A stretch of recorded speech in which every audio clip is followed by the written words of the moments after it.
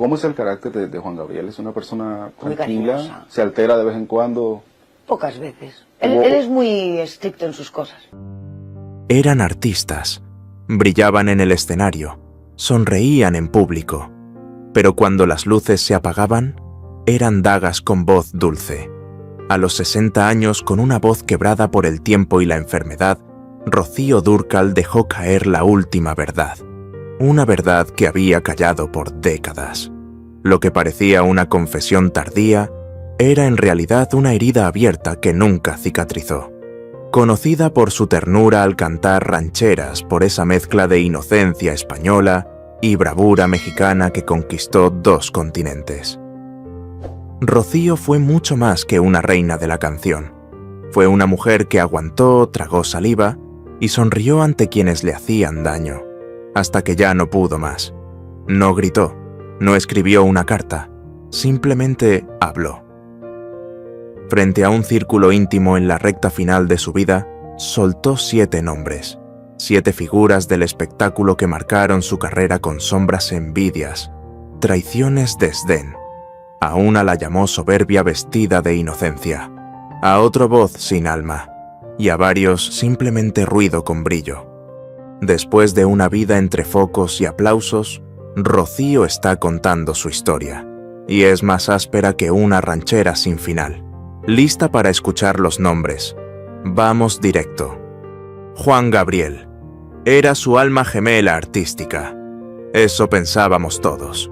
Juntos grabaron más de una decena de álbumes, vendieron millones de copias y definieron una era dorada del bolero ranchero.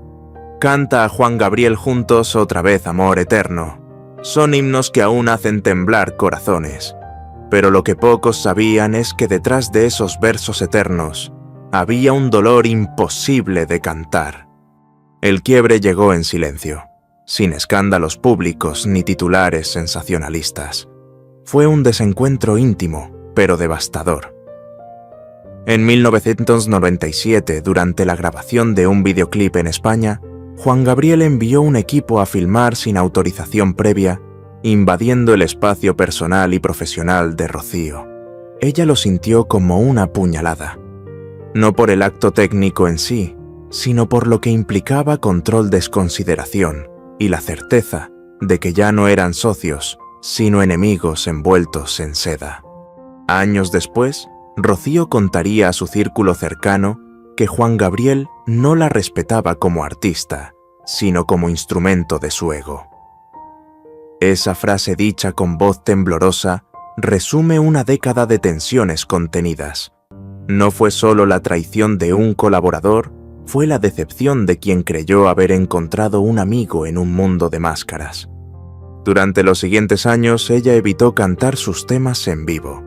Nunca lo dijo en entrevistas, pero en backstage, cada vez que un fan pedía la diferencia, ella desviaba la mirada como quien recuerda una carta rota.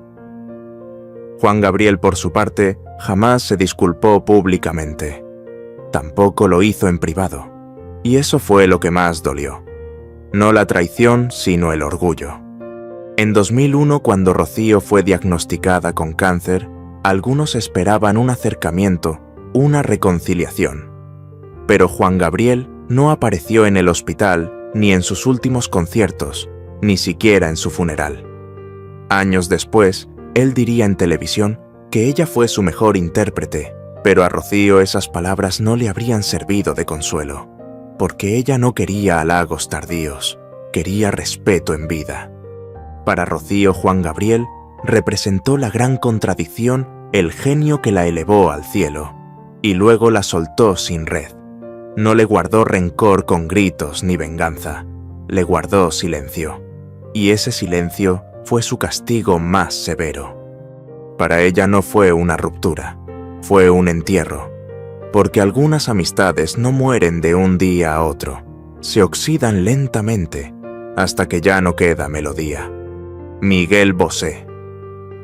Él era el favorito de los círculos intelectuales, el hijo de dos mundos, la elegancia italiana y el arte español. Cantante, actor provocador, nato. Cuando Rocío Dúrcal hablaba de Miguel Bosé, lo hacía con un tono seco como quien describe un espejismo. porque lo admiró, sí, pero también lo sintió como una amenaza. En los años 80, Bosé emergía con fuerza en América Latina. Su estilo andrógino, sus letras ambiguas y su magnetismo escénico rompían moldes. Rocío, por entonces, era ya una reina consagrada de la canción popular.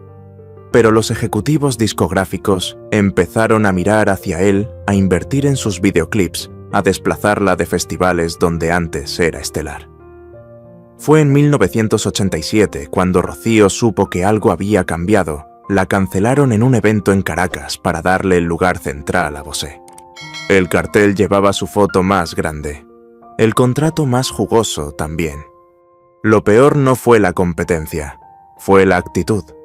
Según testimonios cercanos, Rocío intentó acercarse a Miguel en camerinos y él apenas la saludó. Ella representa el pasado, habría dicho ante una periodista del diario 16. Rocío no lo olvidó jamás. Años después, en una cena privada, le confió a una amiga: «Ese muchacho canta con el ego, no con el alma». Lo que más le dolía no era que triunfara, era que la industria premiara su irreverencia y olvidara la constancia de quien había construido puentes entre España y México con sudor y garganta. Rocío veía en Miguel a un símbolo de los nuevos tiempos. Talento sí, pero también pose. Arte sí, pero lleno de desprecio hacia la tradición que ella defendía. En 1993 fueron invitados a un homenaje por los 30 años de la música pop española. A Rocío le asignaron un lugar lateral en la alfombra roja, a Miguel la entrada principal. No lo dijo en entrevistas, pero ese día decidió no volver a presentarse en actos donde él estuviera involucrado. «La industria tiene amnesia selectiva», murmuró con esa elegancia herida que solo las grandes mujeres saben portar. El tiempo no curó nada. En sus últimos años, cuando escuchaba en la radio, Amante Bandido cambiaba de emisora sin decir palabra. No lo insultaba, no lo criticaba, solo bajaba la mirada. Para ella Bosé no era un enemigo directo, era un reflejo incómodo del mundo nuevo que desplazaba a los pilares antiguos. No lo odiaba, pero no podía perdonarle su indiferencia. Porque para Rocío el talento sin humildad era solo ruido con brillo, y ella nunca supo bailar al ritmo de la soberbia. Marco Antonio Solís. Con su melena ondulada, su voz quebrada por el desamor y su aire de poeta romántico, Marco Antonio Solís parecía encarnar todo lo que Rocío Dúrcal apreciaba en un intérprete. Y durante un tiempo, así fue. Se admiraron mutuamente desde la distancia, se dedicaron palabras en entrevistas, y hubo incluso propuestas de colaboración que no llegaron a concretarse. Pero tras la cortesía, había algo que se desmoronaba en silencio: el respeto. La primera grieta apareció en 1999. Rocío estaba planeando un nuevo álbum con canciones inéditas, y entre las opciones surgió el nombre de Marco Antonio como compositor principal. Según allegados a su equipo, Solís se mostró entusiasmado, hasta que recibió una propuesta de producción de una cantante más joven y comercialmente más rentable, Thalía. Eligió irse con ella. Rocío nunca lo olvidó. Para muchos fue solo una decisión estratégica. Para ella fue una traición, porque Rocío no buscaba solo canciones. Buscaba canciones que le hablaran al alma, escritas por alguien que comprendiera la profundidad del amor y el desgarro. Sentía que Marco había vendido su pluma a la moda, dejando de lado la emoción genuina por la fórmula repetida. Durante una entrevista en 2002, Rocío fue consultada sobre los nuevos cantautores del regional mexicano. Mencionó a Pepe Aguilar, a Joan Sebastián, pero evitó cualquier alusión a Marco Antonio. El silencio pesó más que cualquier crítica. En privado explicaba Marco: se volvió un negocio con barba. Y yo ya no canto para empresarios.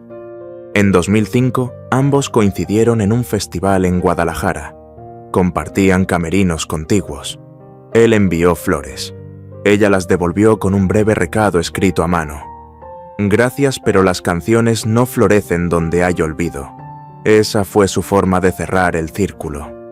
En sus últimos días, cuando repasaba mentalmente con quién había sentido una herida que no cicatrizaba, Marco aparecía no por lo que hizo, sino por lo que dejó de hacer. Porque a veces el dolor más profundo no viene del ataque frontal, sino del abandono silencioso. Para Rocío, Marco Antonio fue una promesa no cumplida. Y no hay peor desilusión que descubrir que detrás de una gran voz no hay una gran alma. Lucero. Ella era la novia de América. Lucero irradiaba frescura, simpatía, juventud. Con apenas 20 años ya encabezaba telenovelas, grababa discos exitosos y llenaba estadios. Para muchos era la heredera natural de la tradición femenina en la música ranchera. Pero para Rocío Dúrcal, esa herencia no se gana con carisma, se construye con respeto. A principios de los años 90, los productores comenzaron a comparar abiertamente a Lucero con Rocío. La prensa titulaba «La nueva reina del mariachi». Aquello no molestó a Rocío. Lo que la enfureció fue otra cosa, una declaración pública. En 1994, durante la promoción de su álbum Cerca de ti, Lucero, dijo en una entrevista: «Yo crecí con las canciones de Lola Beltrán y Lucha Villa, las verdaderas grandes. Nunca fui muy fan de Rocío Dúrcal». Esa frase fue como una daga, porque Dúrcal no esperaba adoración, pero sí reconocimiento. Durante años había defendido el género mexicano en países donde era incomprendido. Había cantado con mariachis ante públicos europeos que jamás habían escuchado un «ay, ay, ay». Y esa joven que apenas comenzaba la despreciaba en una frase. Rocío no respondió en público, pero en privado anotó el nombre. En cada gala donde coincidían, Lucero saludaba con efusividad. Rocío respondía con una sonrisa helada, cortés, distante. «Es buena actriz», decía después con tono ambiguo. Nunca más compartieron escenario, aunque fueron invitadas a los mismos homenajes. En el año 2000, Televisa intentó reunir a varias mujeres del género para un especial televisivo. Rocío aceptó, hasta que supo que Lucero sería la conductora del evento. Canceló sin dar explicaciones. Quienes la conocían sabían que nunca compartiría protagonismo con alguien que a sus ojos no había demostrado humildad. En su diario, Rocío escribió una frase que sus hijos encontraron años después. «El talento sin gratitud es una moneda falsa.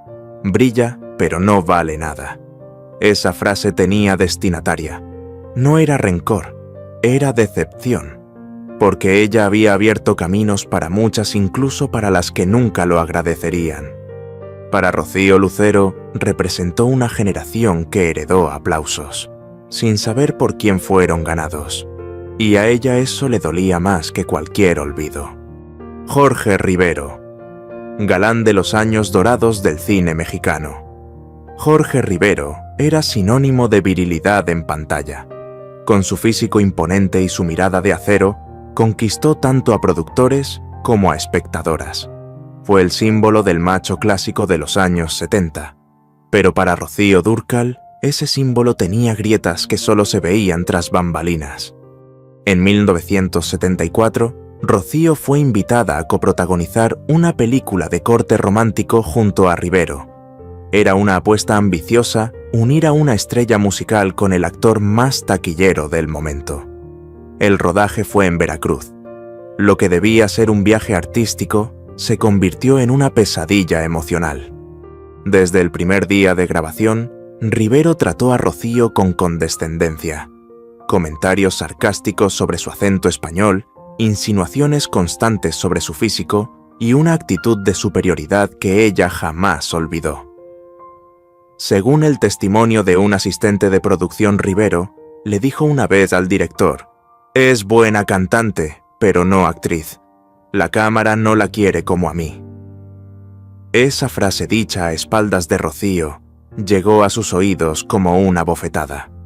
Lo que más la molestó no fue el desprecio, sino el desprestigio calculado. A lo largo del rodaje, Rivero hizo esfuerzos velados por opacar sus escenas, interrumpiendo tomas, imponiendo cambios de guión y presionando para que su personaje tuviera más protagonismo. El director intentó mediar, pero la tensión era insalvable.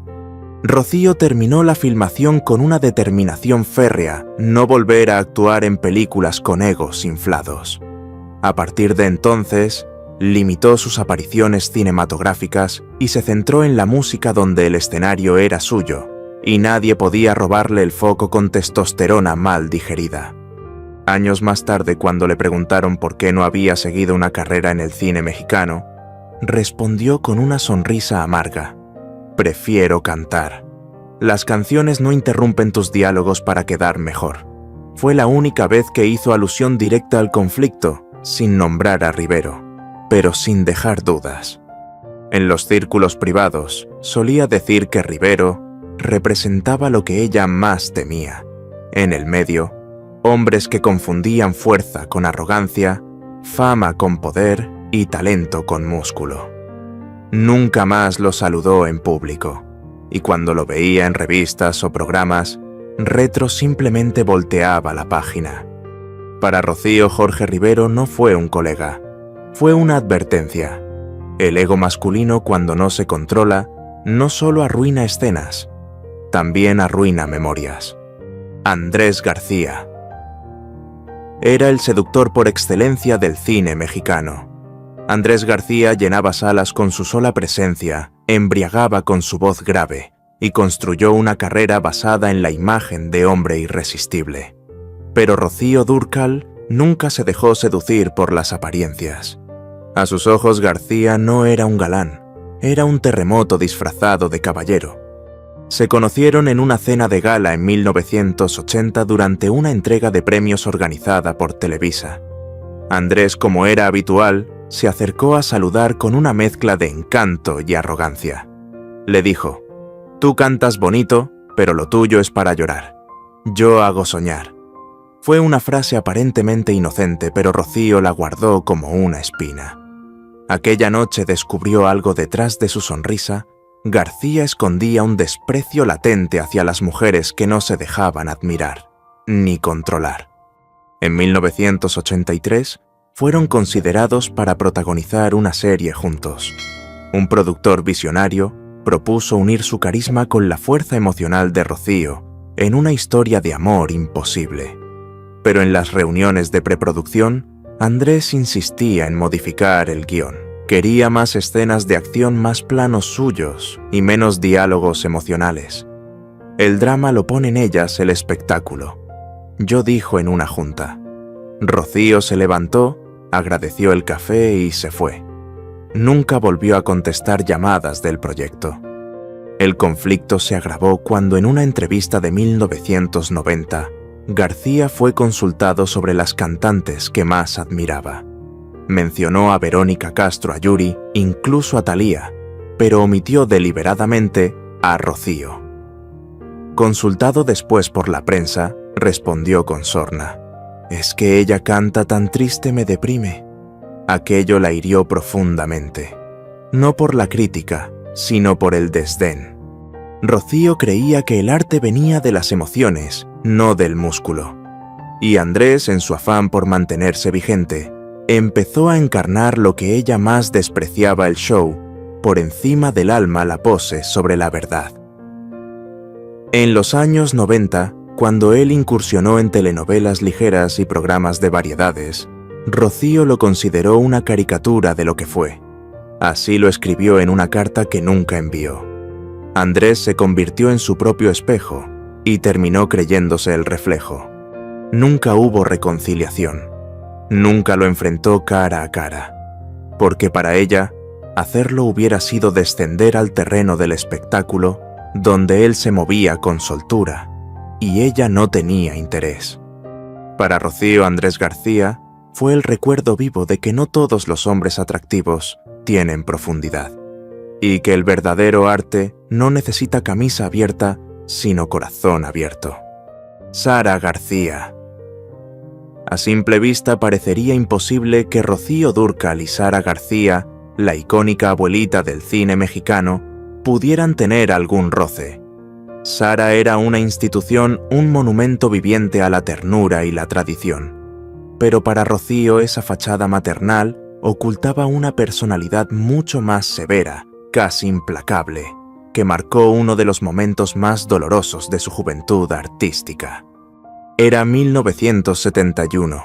Rocío, con apenas 27 años, llegó a México por primera vez para presentarse en el Festival de la Canción Latina.